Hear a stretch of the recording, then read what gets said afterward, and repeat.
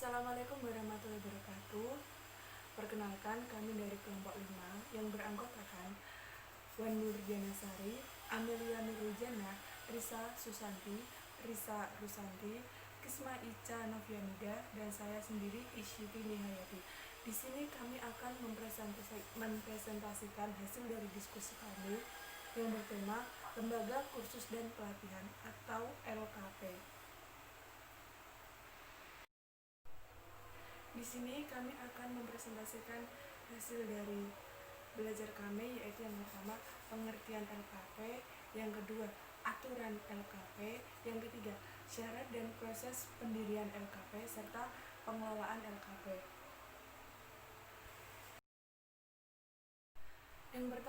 Yang pertama yaitu pengertian LKP.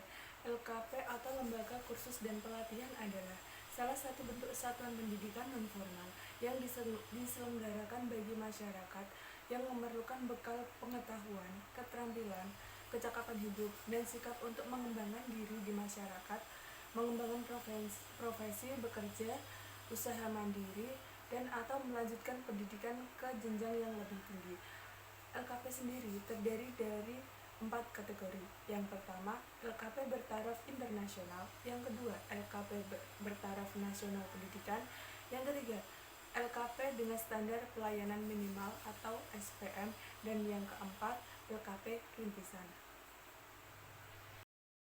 Syarat dan proses pendirian lembaga pendidikan dibagi menjadi 2 poin, yaitu yang pertama dasar pendirian LKP dan yang kedua yaitu persyaratan pendirian LKP. Kali ini saya akan membahas mengenai dasar pendirian LKP.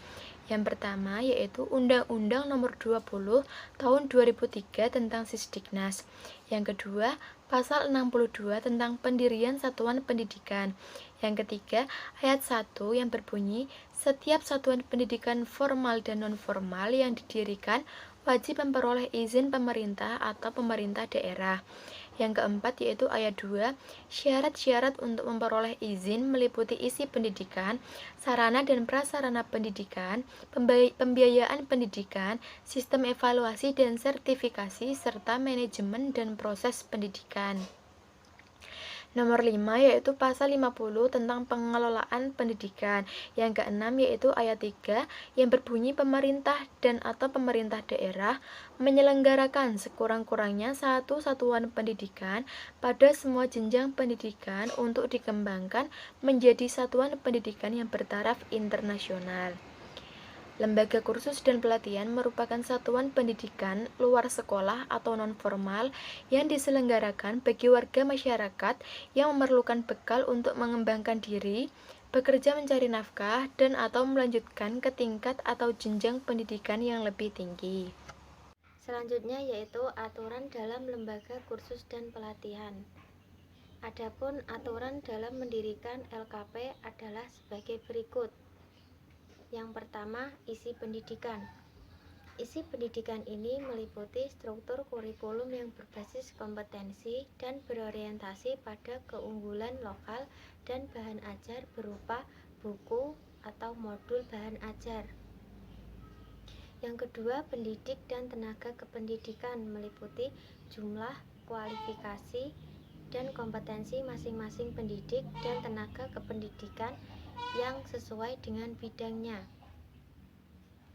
Yang ketiga, sarana dan prasarana meliputi ketersediaan ruang kantor, ruang belajar teori, ruang praktek, sarana belajar mengajar, dan media pembelajaran dengan ukuran, jenis, dan jumlah yang sesuai. Yang keempat, pembiayaan. Pembiayaan ini meliputi biaya operasional dan biaya personal untuk mendukung terselenggaranya program pendidikan. Yang kelima, manajemen meliputi struktur organisasi lembaga dan deskripsi tugas yang jelas dan terarah guna memudahkan jalannya kegiatan dalam pencapaian tujuan. Yang keenam, proses pendidikan meliputi silabus dan rencana pelaksanaan pembelajaran. Selanjutnya, beberapa dasar hukum yang perlu dimiliki dan selanjutnya dipelajari dipahami dan digunakan sebagai acuan dalam pengelolaan program pendidikan nonformal khususnya LKP, yaitu sebagai berikut. Yang pertama, Undang-Undang Nomor 20 Tahun 2003 tentang Sistem Pendidikan Nasional.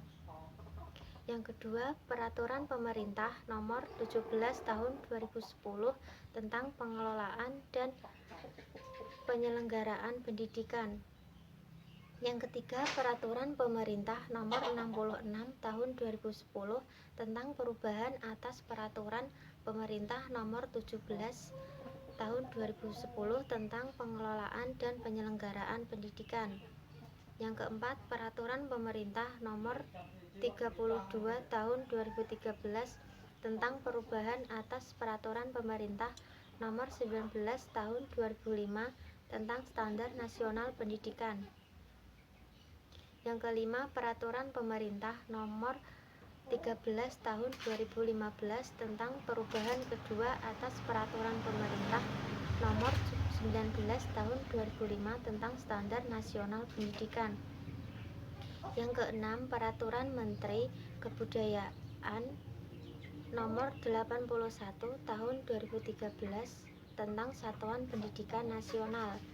Yang ketujuh, Peraturan Presiden Nomor 8 Tahun 2012 tentang Kerangka Kualifikasi Nasional Indonesia atau KKNI. Yang kedelapan, Permendikbud Nomor 73 Tahun 2013 tentang penerapan Kerangka Kualifikasi Nasional Indonesia atau KKNI. Yang kesembilan, Permendiknas Nomor 49 Tahun 2007 tentang Standar Pengelolaan Pendidikan Nonformal. Yang ke-10, Permendiknas Nomor 70 Tahun 2008 tentang uji kompetensi bagi peserta didik, kursus dan pelatihan dari satuan pendidikan nonformal atau warga masyarakat yang belajar mandiri. Selanjutnya, Permendiknas Nomor 40 Tahun 2009 tentang penguji kursus. Kemudian Permendiknas Nomor 41 Tahun 2009 tentang standar pembimbing kursus. Yang ke-13, Permendiknas Nomor 42 Tahun 2009 tentang standar pengelola kursus.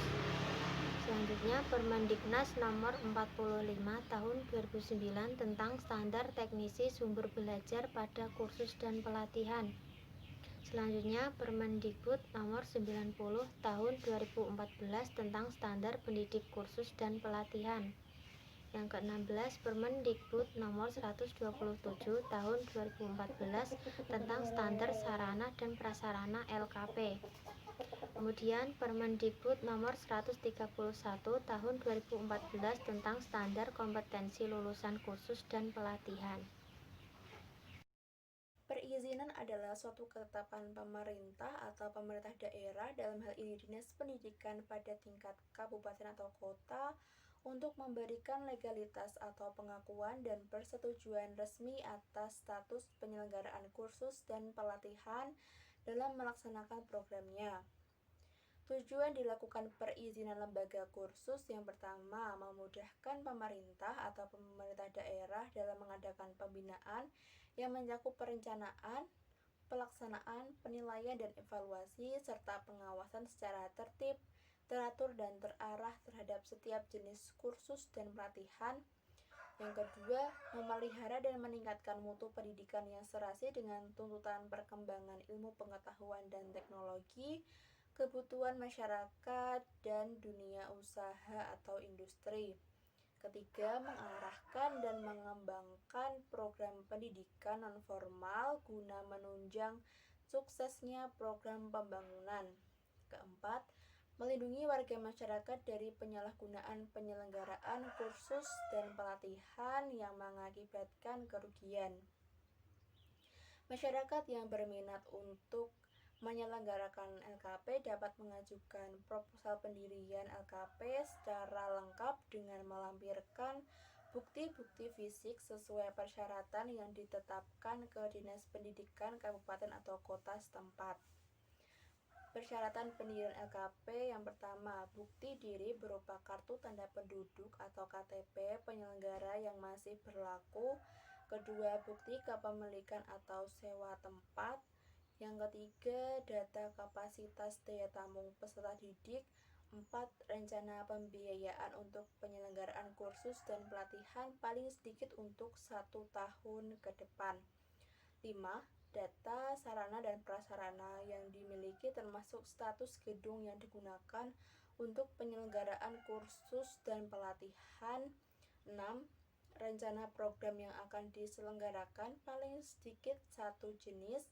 7. Akta notaris pendirian badan hukum. Ke-8. Struktur organisasi atau daftar nama.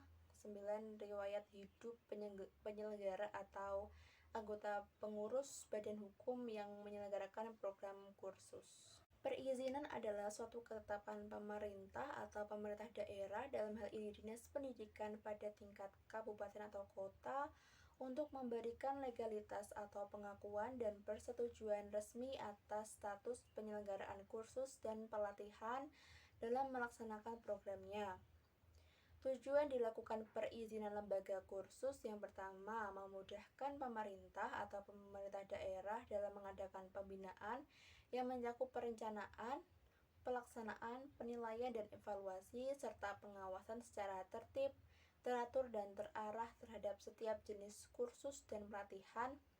Yang kedua, memelihara dan meningkatkan mutu pendidikan yang serasi dengan tuntutan perkembangan ilmu pengetahuan dan teknologi, kebutuhan masyarakat, dan dunia usaha atau industri.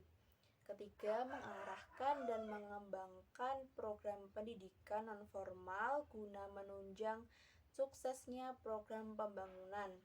Keempat, melindungi warga masyarakat dari penyalahgunaan penyelenggaraan kursus dan pelatihan yang mengakibatkan kerugian. Masyarakat yang berminat untuk menyelenggarakan LKP dapat mengajukan proposal pendirian LKP secara lengkap dengan melampirkan bukti-bukti fisik sesuai persyaratan yang ditetapkan ke Dinas Pendidikan Kabupaten atau Kota setempat.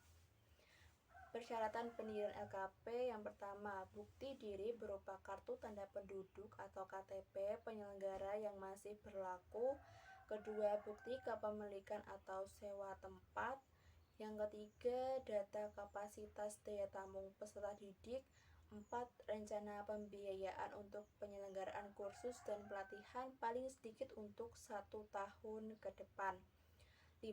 Data, sarana dan prasarana yang dimiliki termasuk status gedung yang digunakan untuk penyelenggaraan kursus dan pelatihan. 6. Rencana program yang akan diselenggarakan paling sedikit 1 jenis. 7. Akta notaris pendirian badan hukum. Ke-8. Struktur organisasi atau daftar nama. 9. Riwayat hidup penyelenggara atau anggota pengurus badan hukum yang menyelenggarakan program kursus. Prinsip pengelolaan LKP. Pengelolaan secara bertanggung jawab bermakna bahwa LKP harus dikelola berdasarkan norma, nilai, dan peraturan perundang-undangan yang ada di Indonesia. LKP dipimpin oleh seorang pemimpin pengelola sebagai penanggung jawab operasional lembaga. Pemimpin pengelola bertanggung jawab kepada pemilik atau badan hukum penyelenggara khusus dan pelatihan. Karena LKP melayani publik, maka pemimpin pengelola juga berkewajiban melaporkan perkembangan organisasi yang dipimpin kepada instansi pembina yang menaungi pendidikan, kursus, dan pelatihan. Selanjutnya yaitu aspek pengelolaan LKP yang meliputi perencanaan, pengaturan, pelaksanaan, pengawasan, dan evaluasi. Aspek perencanaan merupakan tanggung jawab para pemimpin perusahaan. Para pemimpin perlu menyempatkan waktu dan berpikir tentang kondisi organisasi yang diinginkan di masa mendatang. Para pemimpin perlu menganalisa kondisi lingkungan internal dan eksternal organisasi. Langkah berikutnya adalah menetapkan wilayah-wilayah strategis yang menjadi prioritas pengelolaan. Dalam konteks LKP, wilayah strategis ini misalnya tergantung dari SDM, pemasaran, sarana dan prasarana, akademik, dan sebagainya.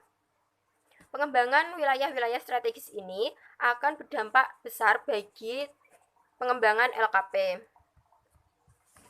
Yang selanjutnya yaitu aspek pengaturan. Aspek pengaturan adalah membentuk struktur organisasi dan membagi-bagi penugasan sesuai dengan ruang lingkup pekerjaan dalam organisasi. Aspek yang ketiga yaitu pelaksanaan. Rencana yang sudah dibuat, struktur organisasi yang sudah ditetapkan, uraian tugas untuk setiap jabatan sudah ditetapkan. Semua tugas di setiap bagian dapat dilaksanakan dengan baik jika sudah ada rambu-rambu dalam melaksanakannya. Rambu-rambu pelaksanaan tugas perlu disusun dalam pedoman-pedoman. Yaitu aspek selanjutnya merupakan pengawasan dan evaluasi. Pengawasan dan evaluasi merupakan fungsi manajemen untuk menjamin organisasi beroperasi seperti yang diinginkan.